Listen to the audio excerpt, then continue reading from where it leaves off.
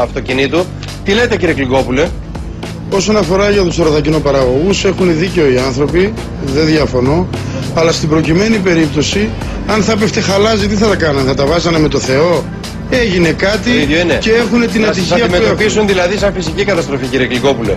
Όχι, αλλά όταν θα γίνεται κάτι τέτοιο, αντιμετωπίζει η κυβέρνηση αυτούς όπως αντιμετωπίζει αυτή τη στιγμή εμάς. Όπως τους ίδιους τους αντιμετώπισε όταν κλείσανε τους δρόμους, αντιμετωπίζει και εμάς. Και έρχονται τώρα οι παραγωγοί να ρίξουν ευθύνες σε εμάς που κάνουμε κάτι το οποίο το έκαναν και αυτοί πριν 2-3 μήνες. Και καταντήσαμε και εμείς, όπως πουλήσανε και αυτούς, πουλήσανε και εμάς. Όπως πουλήσανε και τους συνταξιούχους, πουλήσανε και εμάς. Δηλαδή πρέπει όλοι να υποταγούμε, να γίνουμε αρνιά, πρόβατα, να πάμε στο Μαντρί. Ο Έλληνας δεν είναι ούτε αρνί, ούτε πρόβατο. Τον Οκτώβριο θα το δούνε όλοι. Τον Οκτώβριο στις εκλογές θα το δούνε όλοι. Ποιοι είναι τα αρνιά και τα πρόβατα. Αυτό θέλουν σήμερα οι κυβερνήσεις.